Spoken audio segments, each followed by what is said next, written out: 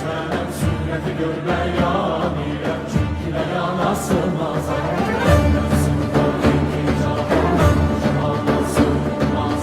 Gönlüm amekan neden mekana sığmaz. Nara yana şecer menen çərxə çıxar